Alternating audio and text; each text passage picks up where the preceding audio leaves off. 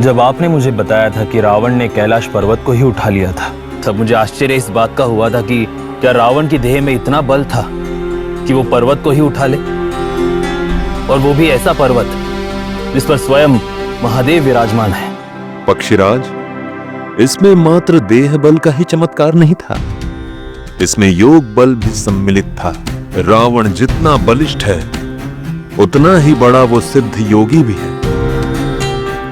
योग की सिद्धि जिसने पाली वह असीमित बल का स्वामी बन जाता है, फिर देह बल गौण हो जाता है। यही रावण के साथ हुआ, किंतु उसे यह ज्ञात नहीं था कि उस पर्वत पर विराजमान भोलेनाथ तो महायोगी हैं। उन्होंने अपने योग बल का प्रयोग करके मात्र अपने अंगूठे से कैलाश पर्वत को नीचे दबाया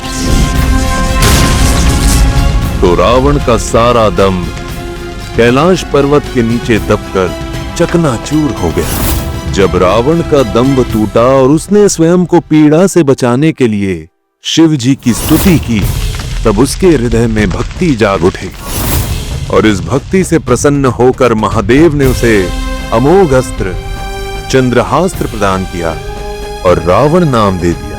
उसके पश्चात रावण भगवान महादेव का अनन्य भक्त बन गया, किंतु भगवान महादेव की भक्ति पाकर भी उसका दंभ पूर्णतया समाप्त नहीं हुआ। हाँ पक्षीराज, उसके राक्षसी संस्कार उसकी भक्ति पर भारी पड़े।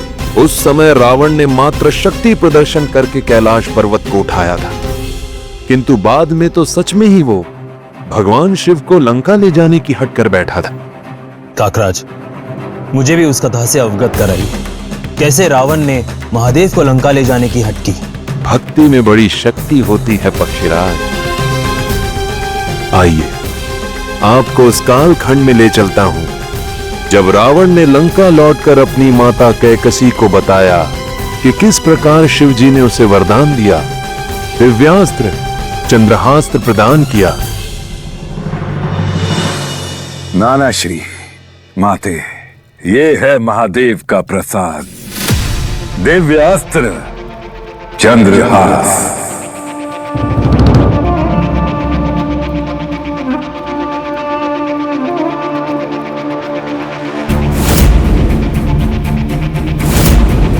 अस्त्र प्राप्त हुआ उचित है दशानन, किंतु यदि महादेव स्वयं लंका में आ जाएं तो?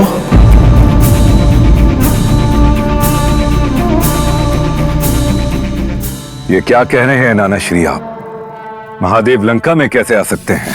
तपस्या से दशानन, महादेव ने तुम्हारी भक्ति को स्वीकार कर लिया है। अब तुम उन्हें अपनी तपस्या से प्रसन्न करो, किंतु इसके लिए तुम्हें घोर और कठोर तपस्या करनी होगी। तपस्या तो हम कठोर कर ही लेंगे नाना श्री, किंतु क्या महादेव लंका में आएंगे? वरदान में तुम्हें शिव जी को ही मांगना होगा। उन्हें कहना कि आप लंका में रहेंगे तो हम आपकी नित्य पूजा और सेवा करते रहेंगे।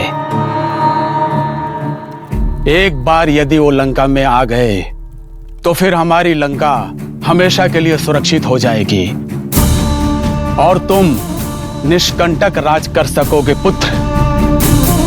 सत्य कहा पिताश्री आपने, फिर हमें किसी का भय नहीं रहेगा, अपितु सब हमसे भयभीत रहेंगे।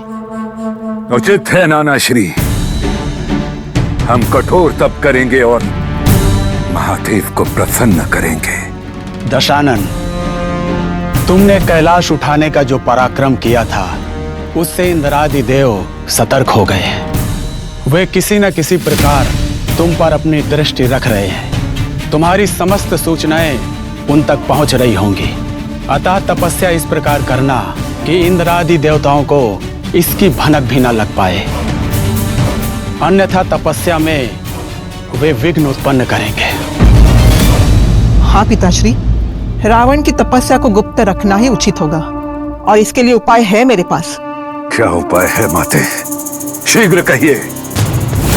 हम पातालवासी असुरों की सहायता से लंका से समुद्र और पृथ्वी के भीतर से होते हुए कैलाश क्षेत्र के अंचल तक सुरंग बनवा सकते हैं और एक बार कैलाश क्षेत्र पहुंचकर रावण ने अपनी तपस्या आरंभ कर दी तो एक समय पश्चात देवता तो क्या कोई भी रावण की तप को खंडित नहीं कर पाएगा।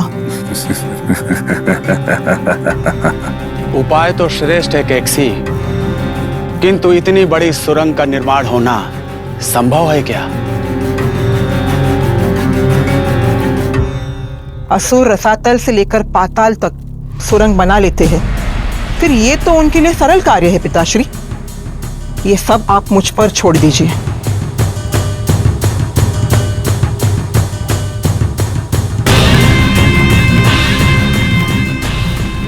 दंतासुर, कंटकासुर, रसातल से बाहर आ जाओ।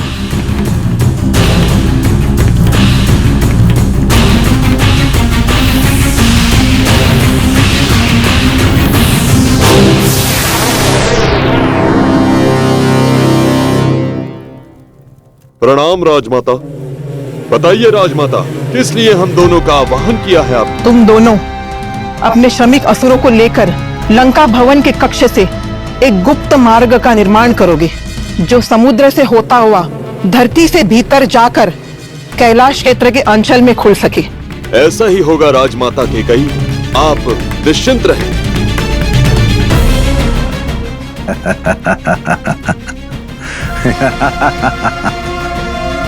अब देखते हैं ये तुच्छ देवता हमसे छल कैसे करते हैं।